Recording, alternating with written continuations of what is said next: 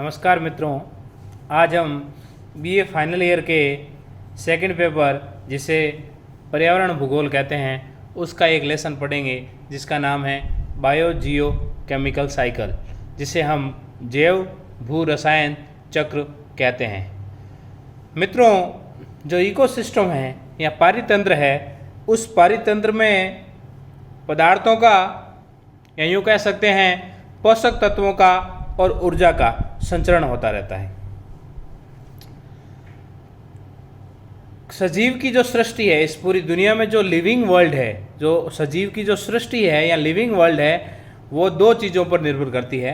पारितंत्र के अंदर दो बातों पर निर्भर करती है कि उसमें एनर्जी फ्लो कितना है या एनर्जी फ्लो किस प्रकार से है, और दूसरा न्यूट्रिएंट सर्कुलेशन कैसा है या पोषक तत्वों का जो परिसंचरण है वो किस प्रकार से है। तो सजीव की सृष्टि में पारितंत्र के भीतर ऊर्जा प्रवाह और पोषकों का परिसंचरण देखा जाता है। मित्रों, आपको ध्यान होगा, ऊर्जा हमेशा यूनिलैटरल एक दिशीय प्रवाह होता है ऊर्जा का। आपने लिंडमैन का जो सिद्धांत है वो पढ़ा होगा कि ऊर्जा एक पोषण स्तर से दूसरे पोषण स्तर पर जाने पर केवल 10% भाग उसका आगे संचरित होता है। तो मित्रों, यहाँ हम ऊर्जा प्रवाह को न देखकर जैव भू रसायन चक्र में हम पोषक तत्वों का या न्यूट्रिएंट का जो सर्कुलेशन होता है उसका अध्ययन इस टॉपिक में करेंगे। मित्रों, किसी भी पारितंत्र के अंदर इन दो तत्वों का संचरण बहुत ही महत्वपूर्ण भूमिका अदा करता है, क्योंकि ऊर्जा प्रवाह और पोषकों के परिसंचरण से जीवों की एबुडेंस है और जीवों में जो मेटाबॉलिक रेट है, जिस रेट पर जो जिंदा रहते हैं या वो रहते हैं, साथ ही पारिस्थितिकी तंत्र की कॉम्प्लेक्सिटी, ये तीन बातें ऊर्जा प्रवाह और पोषकों के परिसंचरण पर निर्भर करती है। क्या क्या कि ऑर्गेनिक जो तत्व है या जो ऑर्गेनिज्म है उनकी पर्याप्तता या एबुडेंस, साथ में जो मेटाबॉलिक रेट है जिन पर वे रहते हैं वो, तथा साथ में ही इकोसिस्टम की जो जटिलता है या कॉम्प्लेक्सिटी है, ये तीन बातें एनर्जी फ्लो और न्यूट्रिएंट साइकिल के संचरण पर निर्भर करती है। मित्रों, एनर्जी फ्लो है, इसका जो कार्य है वह पारिस्थितिकी तंत्र में जीवों को विभिन्न प्रकार के कार्य करने में ऊर्जा प्रवाह सक्षम बनाता है। ऊर्जा तंत्र की उपयोगिता के संदर्भ में अंततः हमेशा के लिए हीट के रूप में खो जाती है। अर्थात यूँ कह सकते हैं कि ऊर्जा जब यूटिलिटी के संदर्भ में देखेंगे एनर्जी का, तो ये लास्ट में हीट के रूप में लॉस्ट हो जाएगी। इसका मतलब ये हुआ कि एनर्जी का पुनः हम रिसाइकल यूज नहीं कर सकते। क्या नहीं कर सकते? रिसाइकल यूज नहीं कर सकते।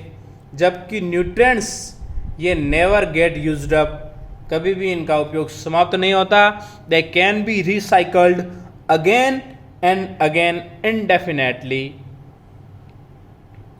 इसका मतलब ये हुआ कि पारिस्थितिकी तंत्र में पोषण का चक्र चलता रहता है।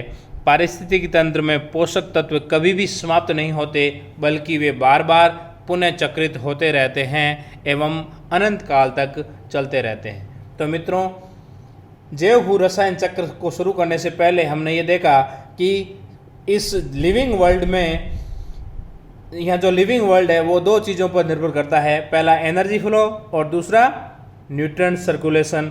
न्यूट्रिएंट सर्कुलेशन को हम यूँ कह सकते हैं बायो जियो केमिकल साइकिल, जबकि एनर्जी फ्लो है वो किसी भी तंत्र की में या किसी भी पारिस्थितिकी तंत्र में विभिन्न जीवों को विभिन्न कार्य करने में सक्षम बनाता है। साथ ही ये अंततः हीट के रूप में अपनी उपयोगिता करके समाप्त हो जाता है। जबकि पोषक तत्व कभी भी समाप्त नहीं होते, वे रिसाइकल्ड होते रहते हैं।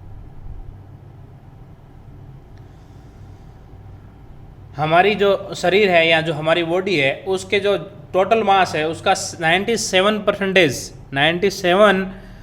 97% तक का जो भाग है वो कार्बन, हाइड्रोजन, ऑक्सीजन, नाइट्रोजन और फास्फोरस, इन 5 तत्वों से मिलकर बना है। कौन कौन से? कार्बन, हाइड्रोजन, ऑक्सीजन, नाइट्रोजन और फास्फोरस। साथ ही जितने भी लिविंग ऑर्गेनिज्म है, सभी जीव है, उन जीवों में 95% से अधिक तक इन 5 तत्वों का योगदान है। इन 5 तत्वों के अलावा हमारे पारितंत्र में 15 से लेकर 25 तक दूसरे कुछ तत्व हैं ये 15 से 25 दूसरे तत्व है, साथ ही ये 5 तत्व है। इन सब को हम क्या कहेंगे? Mineral nutrients. क्या कहते हैं? खनिज पोषक तत्व, मिनरल न्यूट्रिएंट्स कहा जाता है। ये हमेशा सर्कुलेशन में रहते हैं, या यूँ कह सकते हैं कि इन मिनरल्स का या इन खनिज तत्वों का हमेशा चक्र पाया जाता है। Always in circulation, moving from non living to living and then back to the non living component of the ecosystem. हम यूँ कह सकते हैं कि पोषक तत्व ये अजैव जो नॉन लिविंग है वहाँ से जैविक लिविंग में और वापस पुनः नॉन लिविंग में, या यूँ कह सकते हैं कि जीवों से पर्यावरण और पर्यावरण से पुनः जीवों के अंदर पोषक तत्वों का सर्कुलेशन चलता रहता है। इसी सर्कुलर फैशन को बायो जियोकेमिकल साइकिल कहते हैं, जैव भू रसायन चक्र या पोषण चक्र। तो हम परिभाषा के रूप में क्या कहेंगे? एक पारितंत्र के विभिन्न घटक, कौन कौन से घटक? जैविक घटक और अजैविक घटक। जैविक घटक को हमने क्या कहा? लिविंग फैक्टर, और अजैविक को नॉन लिविंग फैक्टर। तो एक पारितंत्र के विभिन्न घटक अर्थात लिविंग और नॉन लिविंग कंपोनेंट्स के माध्यम से पोषक तत्वों की गतिशीलता को क्या कहेंगे हम? पोषण चक्र या जैव भू रसायन चक्र कहते हैं। क्या? एक पारितंत्र के विभिन्न घटकों के माध्यम से पोषक तत्वों की गतिशीलता को पोषण चक्र कहा जाता है। मित्रों, पोषक तत्वों के प्रकार सबसे पहले हम देखते हैं, यहाँ बार बार हम पोषक शब्द प्रयोग कर रहे हैं, तो हम देखेंगे कि पोषक तत्व कितने प्रकार के होते हैं। मुख्य रूप से इन्हें हम 3 भागों में बांटते हैं। पहला वृहत पोषक तत्व। वृहत पोषक तत्व सामान्यतः पौधों को अधिक मात्रा में इनकी आवश्यकता होती है और ये इनके शुष्क जैव भार के 1% से अधिक होते हैं। मित्रों, वृहत पोषक तत्वों का जो कार्य है वो है जीवों की कोशिकाओं की संरचना का निर्माण करते हैं। ये हमारी जो सेल है ना, उस सेल के स्ट्रक्चर का निर्माण करते हैं। साथ में जीवों में फैट और कार्बोहाइड्रेट का निर्माण ये वृहत पोषक तत्व है, ये करते हैं। इनमें हाइड्रोजन, कार्बन, नाइट्रोजन, ऑक्सीजन और फास्फोरस, ये 5 प्रमुख आते हैं। मित्रों, नाइट्रोजन है वो प्रोटीन निर्माण और संश्लेषण का कार्य करता है। नाइट्रोजन का क्या काम है? प्रोटीन का निर्माण करना और प्रोटीन का संश्लेषण करना। फास्फोरस का क्या काम है? यह जीवों में न्यूक्लिक अम्ल और कोशिका द्रव्य का निर्माण करता है। फास्फोरस क्या करता है? जीवों में न्यूक्लिक अम्ल और कोशिका द्रव्य इसका निर्माण करता है। तो नाइट्रोजन का काम है प्रोटीन निर्माण और संश्लेषण, जबकि फास्फोरस का काम है न्यूक्लिक अम्ल और कोशिका द्रव्य का निर्माण। इसके बाद में आते हैं गौण तत्व। गौण तत्व ये शुष्क जैव भार के 0.2 से लेकर 1% भाग तक इनका योगदान है। इसमें मुख्यतः क्लोरीन, कैल्शियम, कॉपर, लोहा, मैग्नीशियम, सल्फर जिसे गंधक कहते हैं, सोडियम और पोटेशियम ये आते हैं। मित्रों, गंधक है ना, जो सल्फर है, ये एमिनो अम्ल का निर्माण करता है। सल्फर का क्या काम है? अमीनो अम्ल का निर्माण करना। कैल्शियम क्या करता है? हमारी जो सेल है ना, जीवों की जो कोशिका है, उसकी दीवारों को और सुदृढ़ बनाने का काम करता है। जबकि मैग्नीशियम है वो क्लोरोफिल का उत्पादन करता है। मैग्नीशियम का काम है क्लोरोफिल का उत्पादन करना। कैल्शियम का काम है जीवों की कोशिकाओं की दीवारों को और मजबूत बनाना, जबकि गंधक या सल्फर का काम है अमीनो एसिड का निर्माण करना। ये हो गए गौण तत्व। अब हम चलेंगे शुष्क जो सूक्ष्म पोषक तत्व है, जो कि शुष्क जैव भार का 0.2% से कम का योगदान देते हैं। हालांकि सामान्यतः ये हर प्रजाति में मौजूद नहीं रहते। इनमें aluminium, boron, bromine, zinc, cobalt, iodine और क्रोमियम शामिल हैं। पौधों को इनकी आवश्यकता कम मात्रा में होते हैं, लेकिन फिर भी इनका महत्व रहता है। मित्रों, ये थे हम पोषक तत्वों के प्रकार। पोषक तत्व 3 प्रकार के: वृहत पोषक तत्व, गौण पोषक तत्व और सूक्ष्म पोषक तत्व। अब हम पढ़ेंगे कि जो न्यूट्रिएंट साइकिल है उनके क्या प्रकार है। पोषण चक्रों के प्रकार, टाइप्स ऑफ न्यूट्रिएंट साइकिल, या यूँ कह सकते हैं types of Jio biochemical cycles.